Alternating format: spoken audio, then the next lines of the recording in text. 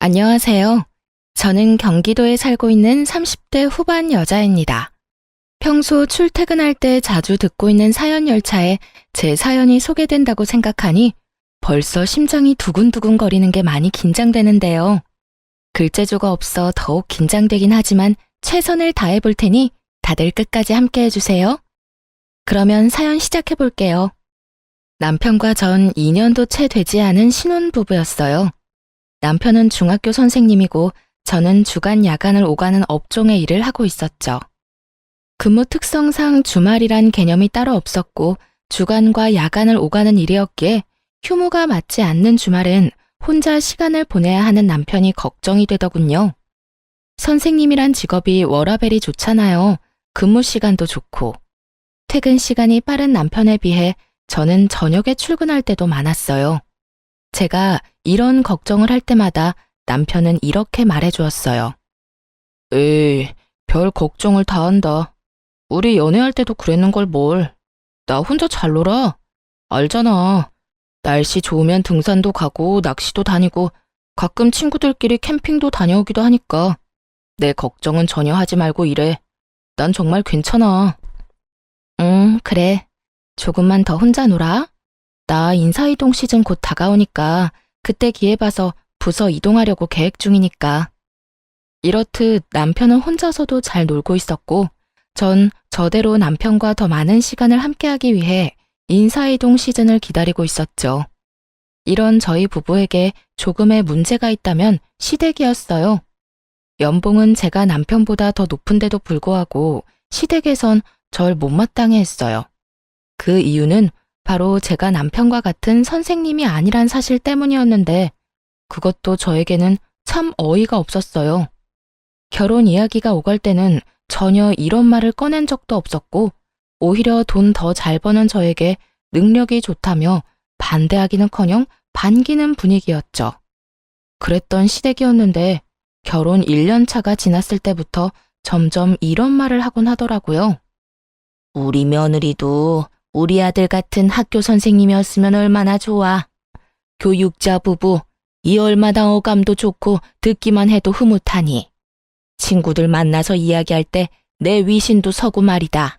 아무리 좋은 말도 계속 들으면 듣기 싫다는데 저딴 말을 계속 듣고 있자니 점점 짜증이 나더라고요. 그래서 저도 더는 참지 않고 시모에게 이렇게 말해주었죠. 결혼할 때는 돈 잘 버는 며느리 최고라고 하시더니 이제는 선생님 며느리가 탐나시는 거예요? 진작 선생님 며느리가 좋다고 했으면 저도 남편 포기하고 어머님을 위해서 결혼도 포기했을 텐데요. 제 말에 가시가 가득하다는 걸 남편이 눈치챘는지 결혼 생활을 시작할 때 제가 마련한 집에서 시작한 이야기를 꺼내며 서둘러 제 편을 들기 시작하더군요. 그래 엄마, 언제는 돈 잘 버는 며느리가 최고라고 하셔놓고선? 그리고 엄마 말대로 선생님하고 결혼했으면 내가 지금 대출금 걱정 없이 살 수나 있었겠어. 이 사람이 마련한 집 없었으면 난 지금도 집 대출금이나 갚느라고 월급 구경할 새가 없었을 거야. 그러니까 이 사람한테 그런 말도 안 되는 말 좀 하지 마. 나도 기분 나빠지려고 그런다고. 남편의 말에 시모의 선생님 며느리 타령이 들어가긴 했지만 기분이 나쁜 건 어쩔 도리가 없더라고요. 제가 더 기분이 나쁜 건 저를 그렇게나 못마땅해 하면서도 저에게 끊임없이 용돈을 요구한다는 것이었는데요. 처음엔 두세 달에 한 번씩 돈을 좀 달라던 시모는 어느새 한 달에 두어 번씩 용돈 요구를 하는 날도 생겨나더군요. 저는 처음부터 시모가 용돈을 요구할 때마다 제 돈만이 아닌 생활비 목적으로 남편과 함께 다달이 모은 돈에서 시모의 용돈을 줘버렸죠. 처음 두세 달에 한 번씩 용돈을 줄 땐 아무 말도 하지 않던 남편은 한 달에 두어 번씩 적게는 10만 원, 많게는 50만 원씩 생활비에서 돈이 빠져나가니 짜증을 내기 시작하더군요. 아니, 무슨 용돈을 그렇게 많이 자주 드리는 거야? 그렇게 주고 나면 우리 생활은 어떻게 해? 기가 막히더군요. 제가 친정에 흥청망청 돈을 쓰는 것도 아니고 다름 아닌 시댁에 주는 돈을 그것도 오롯이 남편 돈만이 아닌 제 돈도 포함된 생활비에서 주는데 저에게 짜증을 내니 기가 막히고도 남을 상황이었죠. 여보, 이 돈 내가 친정에 주는 돈이라고 착각이라도 하고 있는 거야? 그 돈 당신 집에 주는 거야. 그것도 내가 먼저 챙겨드린 것도 아니고 어머님이 이런저런 핑계 대면서 돈 달라고 하도 성화를 부리셔서 준 거라고. 지금 짜증낼 사람은 당신이 아니라 나인 거 몰라? 우리 생활비는 당신 돈 내 돈 합쳐서 쓰는 건데 그 돈에서 어머님 드리는 거라고. 그리고 지금 짜증을 낼 대상이 이상하다고 생각 안 해? 내가 아니라 어머님한테 짜증내든 화를 내든 하란 말이야. 어머님이 달라고 하는데 내가 어떻게 딱 잘라서 안 된다고 그러냐고. 아무리 그렇다고 해도 안 되는 건 안 된다고 해야지. 당신은 그런 말도 못해서 어쩌려고 그래? 어떤 날은 치과에 간다고 돈 달라 그러시고 어떤 날은 친구 만나러 가는데 돈이 없다고 돈 달라 그러시는데 어떻게 못 준다고 그래. 그렇게 말하는 당신이 못 준다고 그러면 되겠네. 남들이 들으면 내가 친정부모님께 용돈 퍼다 주고 있는 줄 알 거다. 지금 이 상황에선 당신이 나한테 짜증을 낼 게 아니라 나한테 미안해해야 하는 상황이라고. 생활비에 내 돈도 들어간 거 잊었어? 왜 나한테 짜증을 내? 내가 언제 짜증을 냈다고 그래. 아유, 됐어. 내가 알아서 할 테니까 당신은 아무 말도 하지 말고 있어. 남편은 제 말에 기분이 상해버렸는지 사과 한마디 없이 본인이 알아서 하겠다곤 해버리곤 대화를 끝내버리더군요. 그 후 시모의 용돈 요구는 없어졌지만 다른 식으로 저를 괴롭히기 시작했어요. 당시 시댁에선 아침부터 적어도 5첩밥상 이상을 차려 먹는 집안이었는데 제가 야간을 하고 퇴근하는 아침이라든지 피곤함이 절여있는 휴일날엔 어김없이 연락이 와 아침을 차리라는 말도 안 되는 요구를 하기 시작하더라고요. 처음 한두 번이야 시모가 많이 아프다고 하니 가서 차려드렸지만 막상 시댁에 가보면 시모의 상태는 저보다 더 팔팔해 보였고 이런 말도 안 되는 요구를 따라주면 안 되겠다 싶었어요. 그날도 전 야간을 하고 퇴근하고 있었고 시모에게선 또 연락이 와 시댁으로 오라고 하더군요. 일 끝났지? 오늘도 우리 집에 좀 들렀다 가려무나. 왜요? 또 손가락 하나 까딱할 힘도 없이 편찮으세요? 그래. 나이가 들어서 그러는가 요즘엔 아침만 되면 힘도 없고 몸도 안 쑤시는 데가 없는 게 컨디션이 영 말이 아니야. 그러니까 얼른 와서 아침 좀 차리려무나. 어머님, 매번 편찮으시다고 해서 가보면 저보다 혈색이 더 좋으세요. 아프고 피곤한 걸로 치면 제가 어머님보단 한 수 위인 것 같은데 그러지 말고 어머님이 저희 집에 좀 와서 아침밥 좀 차려주시면 안 될까요? 저는 오첩밥상까지는 바라지도 않고 그저 죽 정도면 되는데요. 소화도 잘 되고 먹고 빨리 잘 수도 있고 말이에요. 저는 작정을 하고 시모의 요구에 답을 하고 있었고 시모는 이런 저의 말에 화가 났는지 언성을 높이기 시작하더라고요. 뭐야? 너 지금 이 시어머니한테 네 아침밥상이나 차리라 이거니? 나 컨디션 안 좋다는 말은 어느 귓구멍으로 들은 게야? 어머님도 아시다시피 저는 방금 전까지 밤새도록 일하다 왔는데 그 컨디션은 제가 더 안 좋지 않을까요? 그러니까 제 밥상 차려주실 거 아니면 앞으로 이런 전화 하지 마세요. 저도 며느리이기 전에 사람이고 저도 힘들고 피곤한 거 알아요. 그러면 저 진짜 너무 많이 피곤해서 전화 끊을 테니 정 몸이 힘드시면 시켜 드세요. 들어가세요. 집에서 가까운 거리도 아니었고 적어도 1시간은 걸리는 거리인데 그저 저를 부려먹기 위해 저러는 것에 더는 노란하고 싶지 않았기에 저는 더욱 단호하게 말하곤 전화를 끊어버렸습니다. 그 뒤로도 시모는 연락이 와 아침밥을 요구했지만 그때마다 전 못 간다는 말과 함께 전화를 끊어버렸어요. 그렇게 시모에 대한 스트레스도 쌓이는데 남편 역시 의심스러운 행동을 하기 시작하더군요. 남편은 여전히 제가 일하는 주말엔 낚시하러 다닌다거나 여러 취미 생활을 했는데 다른 때와 마찬가지로 낚시를 하러 갔다며 물고기를 낚은 사진이 왔더라고요. 대어를 낚은 사진이었는데 밝게 웃고 있는 남편의 뒤로 거울에 남편의 사진을 찍어주고 있는 여자의 모습이 보이는 것이 아니겠어요? 흐릿하고 작은 여자의 실루엣이었지만 저는 한눈에 그 여자가 남편의 학교에서 함께 일하는 처녀 선생님이라는 걸 단박에 알 수 있었어요. 그 여자는 저희 결혼식에 참석했을 뿐 아니라 소풍을 다녀온 사진이라든가 학교에서 하는 각종 행사 사진을 보다가 워낙 예쁘게 생겨 저도 모르게 눈길이 가던 여자였어요. 전 바로 남편에게 답장을 해 누구와 갔냐고 물어보았어요. 여보, 또 혼자 갔어? 아니면 이번엔 같이 간 사람이 있는 거야? 학교 선생님들이랑 왔어. 매번 내가 낚시터에 다닌다고 하니까 다들 궁금해하길래 시간 맞는 사람들 맞춰서 같이 왔지. 그래?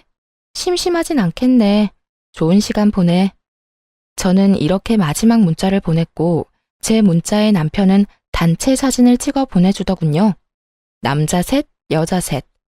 짝을 맞춰 놀러 간 것이 걸리긴 했지만 더는 이런 식으로 의심을 했다간 정말 끝도 없을 거란 생각에 나쁜 쪽으로 생각하지 않으려고 무던히 애를 썼습니다. 거기에다 돌아온 남편의 휴대전화를 살펴봤을 때도 수상한 내용도 없었기에 괜한 오해로 사람을 의심하지 말자고 생각했던 것이었죠. 그러던 어느 주말, 저도 쉬는 주말이었는데 원래 이런 주말엔 오롯이 저와 시간을 보내던 남편은 그날따라 무슨 일인지 아주 중요한 약속이 있다며 나갈 채비를 하더라고요. 주말에 무슨 일이길래? 원래 이런 날엔 나랑 시간 보내줬었잖아.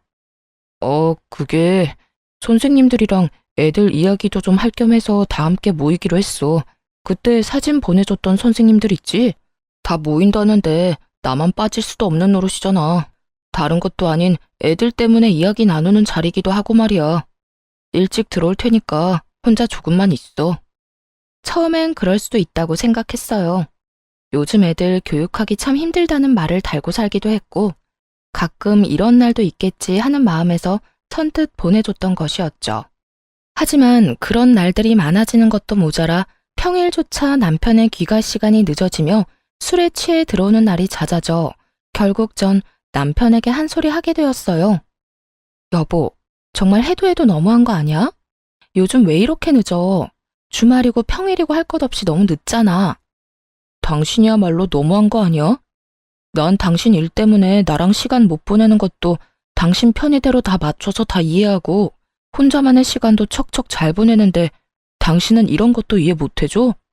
내가 선생님들 만나서 노는 것도 아니고 다 일의 연장 아니야. 나라고 뭐 좋아서 이러는 줄 알아?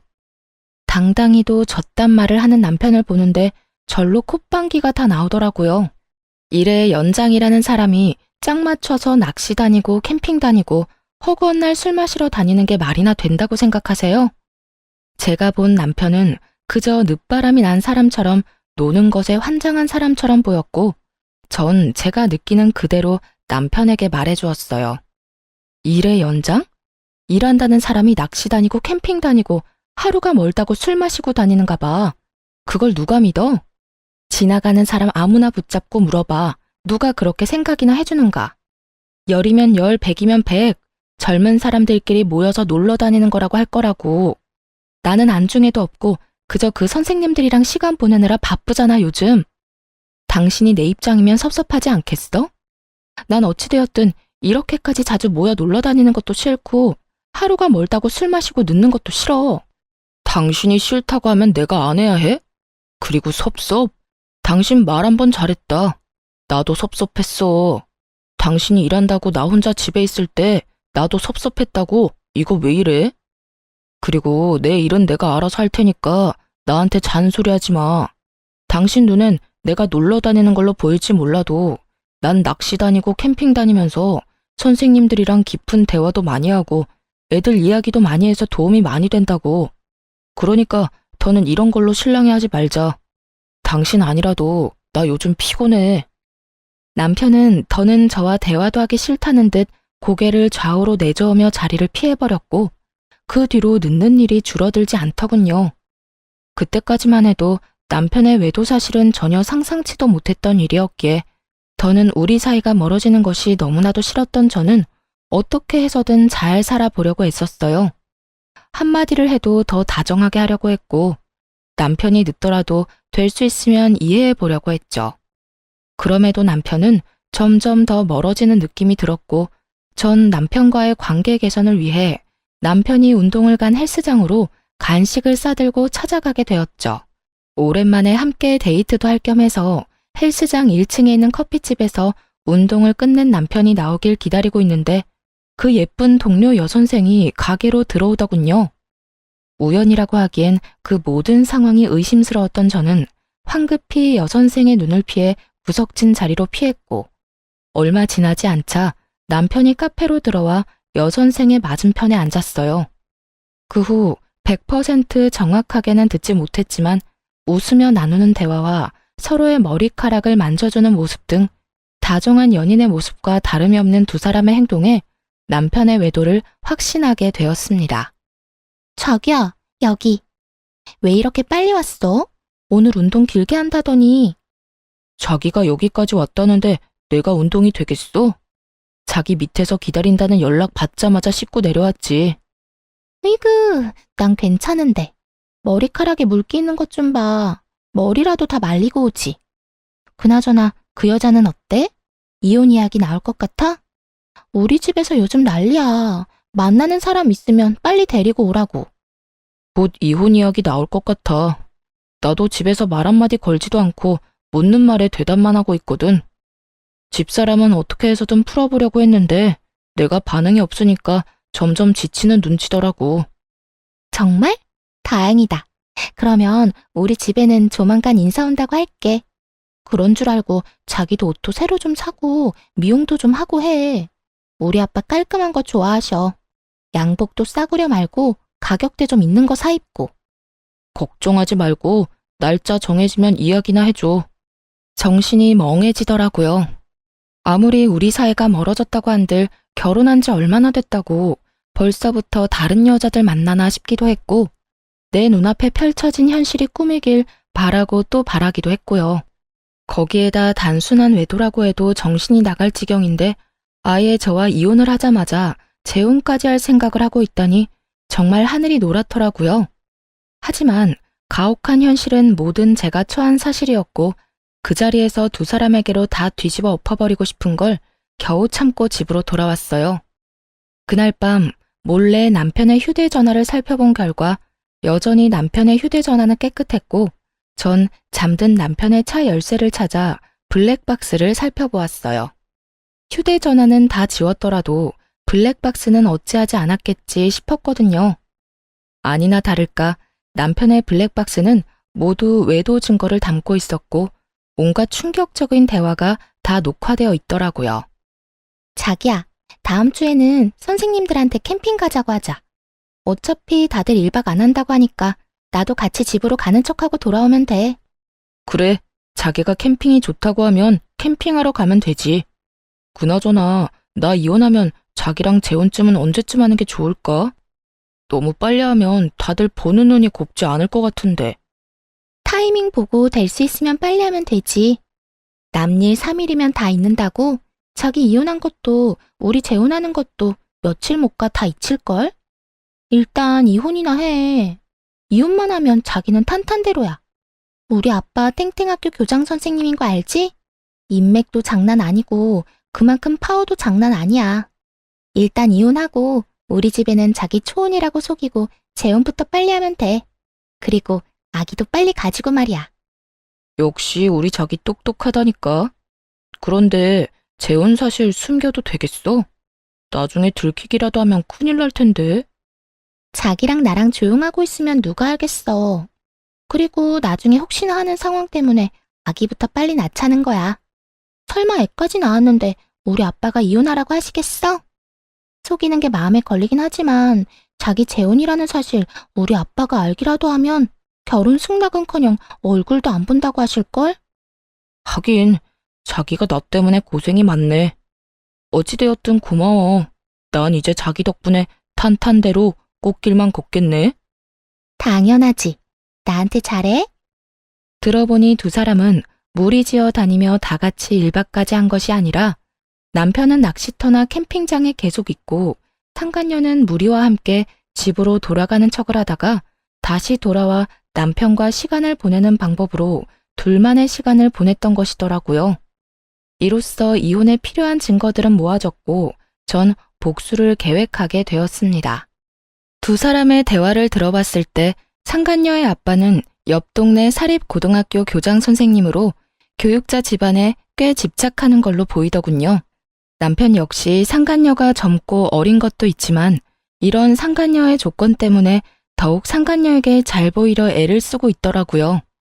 두 사람은 저와 이혼을 될 수 있으면 빨리 한 후 재혼 역시 서두를 생각을 하고 있었고 그렇게 자신들의 앞날은 꽃길일 거라 확신하고 있었죠.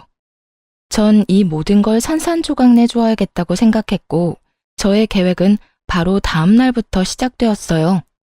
전 우선 블랙박스 복사본을 상간녀의 아빠 학교로 보내버렸어요. 상간녀가 워낙 자랑스럽다는 듯 학교 이름을 언급해주는 바람에 쉽게 복사본을 보낼 수 있었죠. 그 다음 복사본은 남편과 상간녀가 일하는 학교 교장실로 보내버렸어요. 퀵 배달 기사분이 친절하게도 직접 교장 선생님께 전달을 해주었다는 연락까지 주셨고 전 별다른 걱정 없이 집에서 두 사람을 기다리고 있었죠. 학교 점심시간이 되자 두 사람은 득달같이 집으로 왔고 저를 향해 온갖 비난의 말을 쏟아내기 시작하더군요. 여보세요? 당신 남편 바람 피우고 있는 걸 알았으면 조용히 이혼이나 할 것이지. 학교 교장실로 그런 걸 보내면 어쩌자는 거예요. 다 같이 망하자는 거야 뭐야? 일에서 못 배운 것들은 상종하면 안 되는 건데 굳이 이렇게까지 해서 내 앞길을 막았어야 했어요? 나도 배울 만큼 배웠고 나도 좋은 대학, 좋은 성적으로 졸업했어. 그리고 진짜 상종 못할 인간은 너 아니니?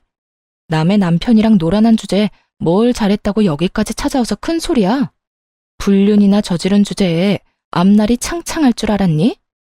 남편 간수 똑바로 안 한 사람이 잘못이지 내가 잘못인가요? 그리고 내 앞날은 이까진 일로 안 무너져요. 우리 집이 어떤 집인데. 이까짓 학교 그만두고 다른 학교 다시 다니면 되거든요? 어디 비빌 언덕 없는 자기랑 같은 줄 아나. 상간녀는 시골에 계시는 저희 부모님과 자신의 부모를 비교하며 비아냥거리기 시작했고 남편 역시 그런 상간녀의 편을 들며 저를 나무라기 시작하더군요. 그러니까 당신이 그런 짓 한다고 해서 복수가 될 것 같아? 우리가 당신 뜻대로 무너질 것 같아? 얼마나 보고 배운 게 없으면 그딴 교양 없는 짓거리를 해. 오늘 우리가 얼마나 개망신당한 줄이나 알아? 정말 누가 할 말을 누가 하는 것인지 알 수가 없는 상황이더군요. 거기에다 아직 앞날이 꽃밭일 거라 확신하는 걸 보니 아직 상간녀의 본가에선 아무런 연락을 받지 못한 것 같기도 했고요. 그 잘난 교장 아빠가 상간녀에게 연락을 하길 기다리려고 했지만 저딴 식으로 기고만장한 꼴을 더는 볼 수 없어 모든 사실을 알려주기로 했죠. 당신은 정신이나 좀 차려. 누가 할 말을 누가 하고 있는 거야? 교양? 보고 배운 게 없어? 그건 내가 할 말이라고 생각 안 하니? 지금 교양 없이 더러운 외도나 저지르고 있고 보고 배운 것도 없이 적반하장으로 화를 내고 있는 사람이 누군데 그딴 소리를 나한테 하는 거야? 그리고 지금 아주 큰 꿈을 꾸고 있는 것 같은데 내가 모든 사실을 안 이상 그 꿈도 물거품이 될 거라고 생각 안 하니? 뭐라고? 당신 그게 무슨 말이야? 또 무슨 짓을 한 거야? 그러게, 이 여자가 지금 뭐라고 하는 거야? 설마, 아니죠? 아니긴, 내가 당신들 학교에만 복사본을 보냈을 것 같아? 너네가 어느 학교 어느 교장실에 누가 있는지 친절하게 알려줬는데 그런 눈으로 봐도 소용없어. 이미 복사본은 네가 비빌언덕인 네 아빠한테도 보내버렸고 잘 전달되었다고 연락도 받았으니까. 그제야 모든 사실을 한 두 사람은 얼굴이 사색이 된다 싶더니 저에게 득달같이 달려들더군요. 거짓말이지? 당신 나랑 지혜 골려주려고 거짓말하는 거잖아. 당신이 정말 그런 짓을 했으면 앞으로 내 앞길은 누가 닦아주냐고. 자기는 지금 자기 출세 따위가 문제야? 우리 아빠가 알면 나 집에서 쫓겨나는 건 둘째치고 영까지 끊길 수도 있다고. 내가 어떻게 해서든 아빠 눈에 들어야 당신한테도 기회가 간다는 거 몰라? 저기요, 정말 우리 아빠한테 그 복사본 보낸 거예요? 아니죠. 내가 뭘 그렇게 잘못했다고 그렇게까지 해요. 제발 아니라고, 거짓말이라고 해줘요. 뭘 그렇게까지 잘못했냐고? 간통죄가 폐지됐다고 불륜이 정당화된 줄 아니? 너 조강지처가 버젓이 두 눈 뜨고 있는데 몰래 만나는 것도 모자라서 이혼까지 시키려고 했었어. 그 정도면 나한테 죽을 죄를 지었다고는 생각 안 하니?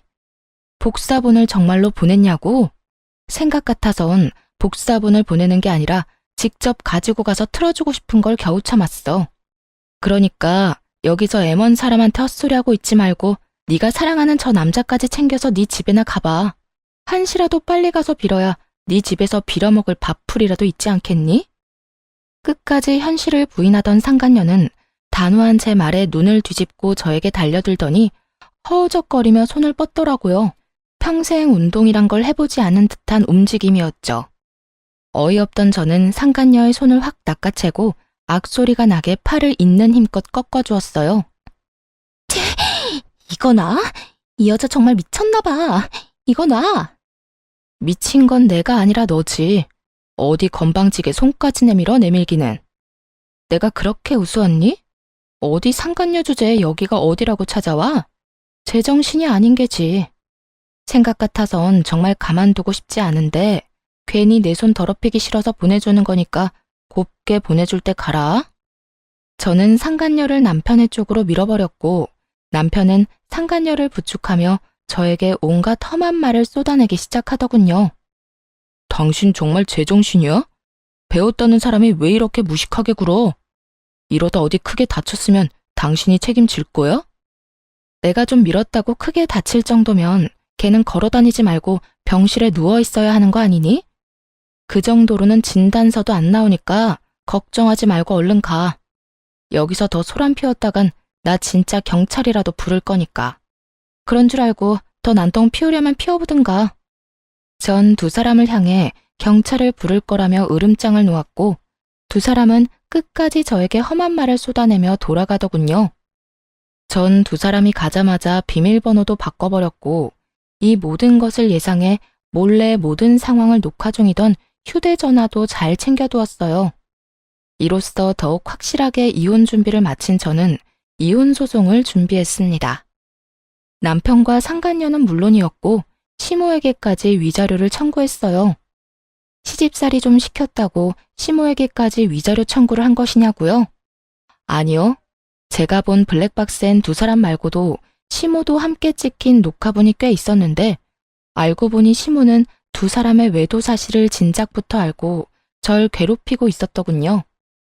그러니까 제 입에서 이혼 이야기가 나오게 저를 괴롭히고 있었던 것이었어요. 엄마, 집사람 괴롭히고 있는 거 맞지? 왜 별말이 없지? 말도 마라.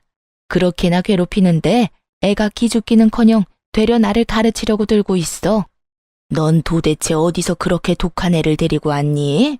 다른 여자들 같으면 이 정도 하면 울고불고 어머님 저한테 왜 이러세요? 말 정도는 나와야 할 텐데 네 집사람은 도리어 나한테 싫다. 앞으로 이런 거 시키지 말라고 하더라. 내가 기가 막혀서. 그래서 더 괴롭히지도 못한다는 말이야? 그러면 내가 그냥 이혼하자고 해야 해? 내가 이혼하자고 해도 집사람 안 해줄 텐데. 어이구 걱정하지 마. 이 엄마가 다 알아서 할 테니. 우선 네 할아버지 제사 다가오는 거 알지? 그때 불러서 일단 마음껏 부려먹으려 하고 있어.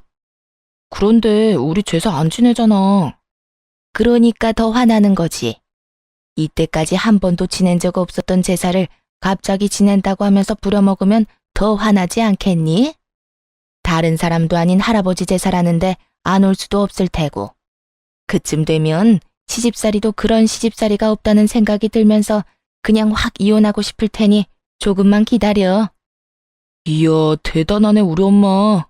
고마워 엄마. 내가 재혼해서 잘 풀리면 엄마한테 정말 잘할게. 그래, 잘 좀 해. 그러게 진작 같은 학교 선생님을 만났으면 이런 고생은 안 해도 됐을 텐데. 어찌되었든 넌 아무 걱정하지 말고 재혼 준비나 잘 해놔. 아무리 제가 밉다고 해도 시모까지 이혼을 돕고 있다는 사실을 알았을 땐 정말 치가 다 떨리게 화가 났었는데 소송을 하다 보니 그 더러운 계획에 함께해준 시모에게 고맙다는 마음마저 들더군요. 그 덕에 저는 받을 위자료도 더 많아졌고 기분도 통쾌해졌으니까요. 그렇게 전 세 사람 모두에게 위자료를 받고 이혼할 수 있었고 세 사람의 계획은 물거품이 되고 말았습니다. 공무원은 품위 유지 의무가 있는 거 다들 아시죠? 올바른 행실을 보여주고 교육자의 명예를 실추시키면 안 되는 두 선생님이 학생들 몰래 불륜을 저질렀다는 충격적인 소문은 굳이 제가 직접 퍼뜨리지 않아도 이미 입소문이 퍼져 있더군요. 남일은 3일이면 잊혀진다고 당당했지만 불륜, 그것도 선생님이란 직업을 가진 두 연놈들이 그런 짓을 했으니 동료 선생님들 사이에서 오고 가는 이야기를 귀가 밝은 학생들이 모를 리가 없잖아요. 알게 되는 건 시간 문제인 거죠. 3일이 아니라 한 달이 지나도 잠잠해지지 않고 오히려 학생들은 두 선생님을 대놓고 무시할 정도로 수업 태도가 좋지 않았대요. 그리고 교장 선생님은 이미 알고 계시니 징계도 당연 들어갔고요. 그렇게 전 남편과 상간녀는 학교에서 쫓겨난 것은 물론이었고 전 남편의 앞길에 꽃가루를 뿌려줘야 할 상간녀의 본가에서도 처참하게 쫓겨났다고 하더군요. 전 시모는 빚을 내서 저에게 위자료를 준 것도 모자라 선생님 아들과 선생님 며느리가 아닌 백수 아들과 백수 며느리를 꼼짝없이 데리고 살아야 하는 상황이라고 하더군요. 그렇게 자랑스럽게 여기던 아들이 순식간에 백수 이혼남이 되었으니 전 시모는 아주 억장이 무너졌는지 골골거리며 누워 지낸다더군요. 그 후 별다른 소식을 듣지 못하고 살았는데 1년 남짓 지났을 무렵 전 남편에게 울면서 연락이 왔더라고요. 여보, 나야. 잘 지내? 미쳤어? 여보라고? 혹시 너 치매 걸렸니? 우리 사이가 아직 혼인관계라고 착각하는 건 아니지? 갑자기 전화해서 왜 우는 소리야? 그게 그 여자 도망갔어. 바람도 병이라고 하더니 이번엔 학원 원장이랑 바람나서 도망갔다고. 심지어 그 남자도 유부남인데 말이야. 이게 말이나 돼? 어떻게 나한테 이럴 수가 있냐고. 전 남편은 생각이란 없는 사람처럼 울고불고하며 저에게 하소연을 쏟아내기 시작하더군요. 들어보니 학교에서 쫓겨난 두 사람은 학원가를 전전하며 취업 자리를 알아봤지만 불륜 딱지가 제대로 붙어버린 두 사람의 취업은 쉬운 일이 아니었죠. 그러는 와중 상간녀는 학원에 취업이 되었는데 그 원장과 바람이 났고 그 원장 역시 유부남인데 바람이 나서 도망을 갔다며 하소연하는 전 남편을 보니 참 한심하다는 생각이 들더군요. 너야말로 참 가지가지한다. 네 부인이 다른 유부남이랑 바람나서 도망간 이야기를 왜 나한테 하는 거야? 그렇게 친구가 없니? 내가 무슨 네 친구쯤으로 착각하는 것 같은데 나 네 친구 아니고 너 새끼랑 이혼한 전 부인이야. 그것도 네가 바람 피워서 헤어진 전 부인. 제가 호통을 쳐대자 전 남편은 그제야 정신이 조금 돌아왔는지 우는 소리를 멈추고 저에게 사과를 하기 시작하더군요. 이혼하는 그 순간까지 단 한 번도 한 적이 없던 사과를 말이죠. 미안해. 내가 정말 미쳤었나 봐.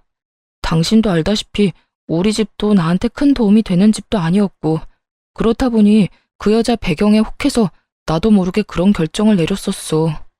지금 와서 생각해보니까 내가 당신한테 정말 하면 안 되는 짓을 했다 싶어.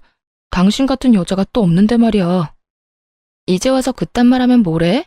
우리 어제 이혼한 것도 아니고 1년 전에 이혼했어. 거기에다 지금 부인이 바람나서 도망간 이 타이밍에 나한테 사과를 한다고? 왜? 직접 당해보니 내 심정이 이해라도 됐나 봐?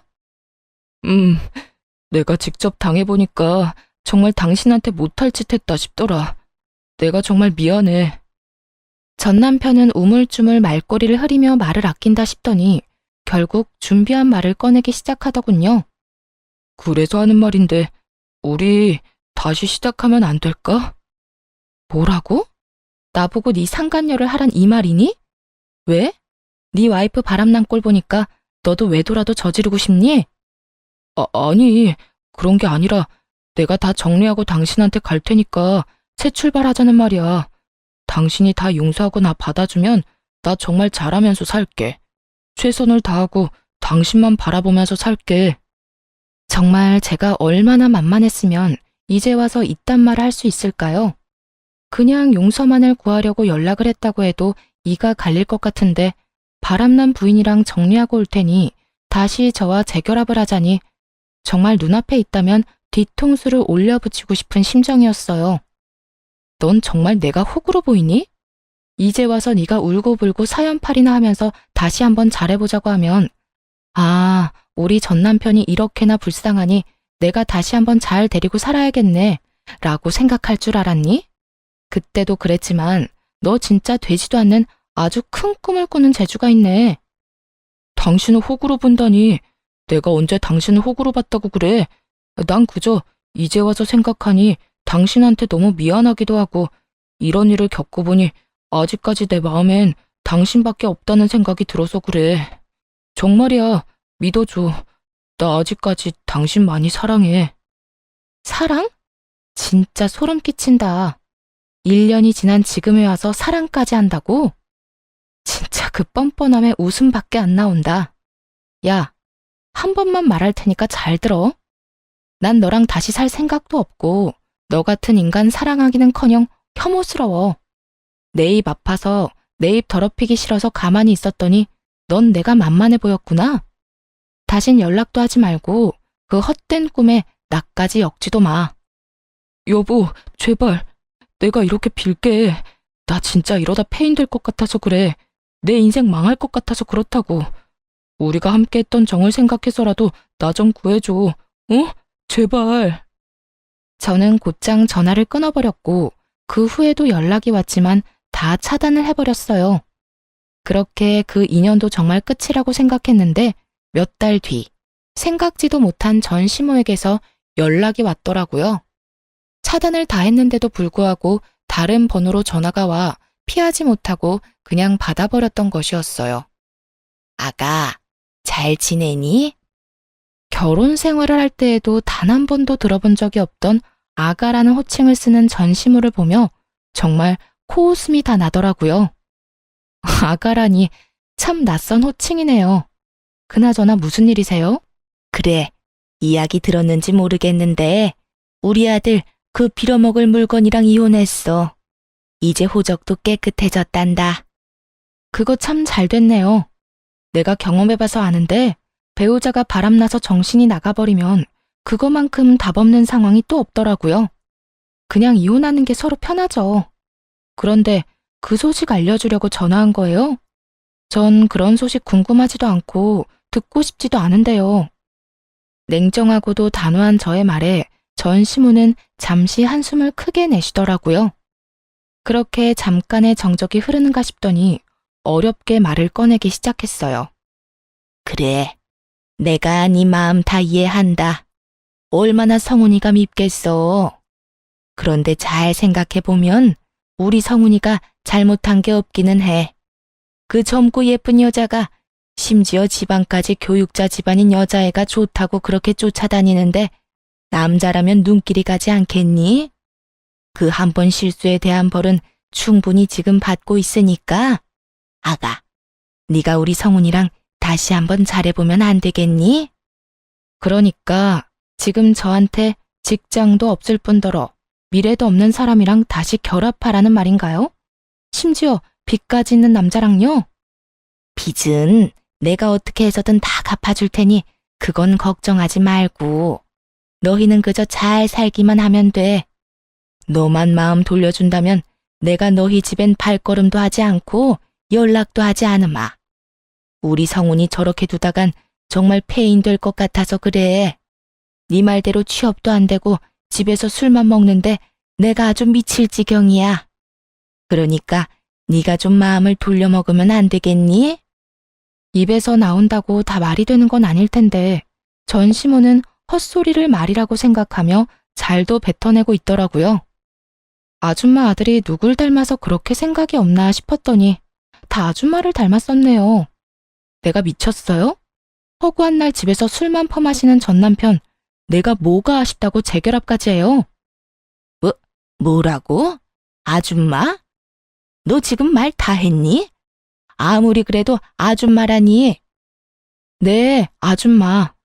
내가 이혼까지 한 마당에 어머님이라고 불러드릴 줄 알았어요? 그쪽이라고 해버리고 싶은 거 아줌마라고 해주는 거니까 고마운 줄이나 아세요. 그리고 빚을 갚아준다고요? 내가 알기론 아줌마도 저한테 위자료 주느라 빚쟁이인 걸로 아는데 무슨 수로 빚을 갚아준다는 말이에요? 아, 꼴에 살고 있는 그 집이라도 팔아서 해주려고요. 제발 헛된 꿈 좀 꾸지 마세요. 마음 떠난 사람 붙잡지도 말고요. 이년이 진짜 말이면 다인 줄 아나? 나라고 네가 좋아서 이렇게 연락한 줄 알아? 다 내 아들이 원하니까 자존심 접어두고 연락했더니 뭐? 아줌마? 헛된 꿈? 내가 이래서 네가 싫다고 했던 거야. 내 아들이 저 모양 저 꼴이 된 거 다 너 때문이잖아. 네가 그때 조용히 이혼만 해줬어도 내 아들이 저런 꼴이 될 일도 내 며느리가 바람이 나서 도망갈 일도 없었다고. 그러니까 네가 책임져. 재결합할 게 아니면 돈이라도 내놓으란 말이야.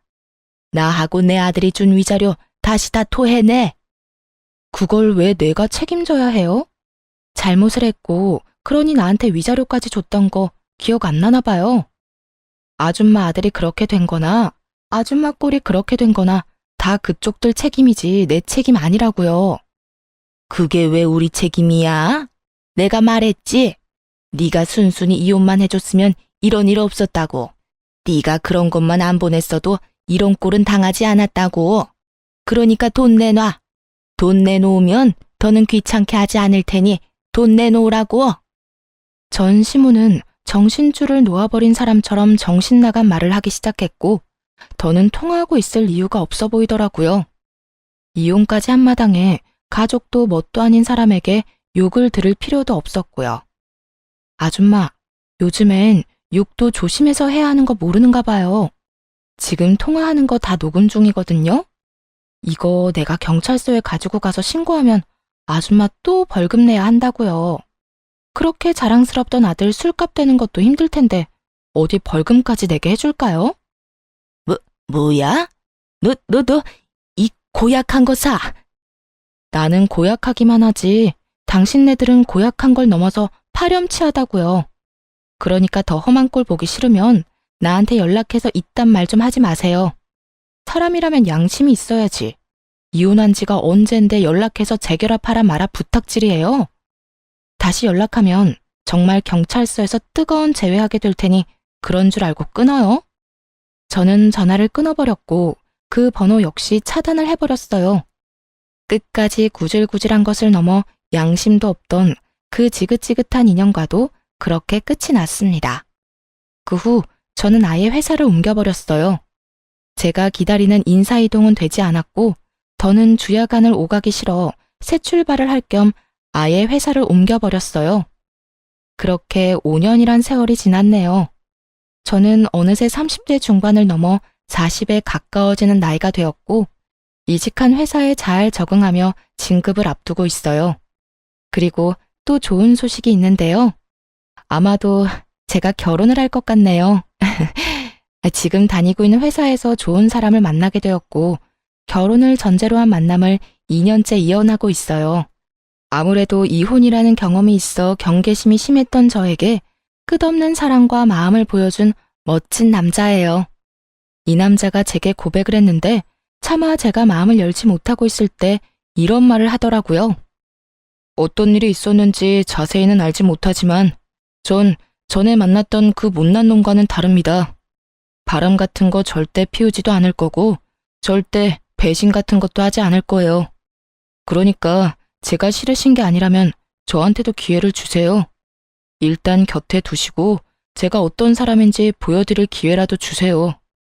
그렇게 곁에 둬보고도 제가 아니라고 하면 저도 군말 없이 물러나겠습니다. 이렇게까지 말하는 남자친구를 보며 저는 일단 곁에 두고 지켜보기로 했고 그렇게 연애하는 내내 한결같은 남자친구의 모습에 진지한 만남을 이어가게 되었어요. 다행스럽게도 남자친구의 집에서도 이런 저를 어여쁘게 여겨주고 계세요. 많이 걱정했었는데 예비 시부모님 모두 참 인자하고 좋으신 분들이더라고요. 조만간 나를 잡을 예정인데 제가 애정하는 채널에서 저의 마음 아팠던 과거를 훌훌 털어내버리고 새 출발해보려고 합니다. 지금은 한결같은 사람이 앞으로 한평생을 한결같으리라는 보장이 없긴 하지만 적어도 전 남편과는 다른 남자라는 걸 확신할 수가 있네요. 저 역시도 안일하게 행동하지 않고 남편을 위해 노력하며 우리의 행복을 위해 잘 살아보려고요. 두 번의 실패는 하지 않도록 다들 응원해 주실 거죠? 사연을 들으시는 모든 분께도 아낌없는 응원을 보내며 저는 이만 물러가 볼게요. 긴 글 함께 해주셔서 감사합니다. 다들 행복하세요.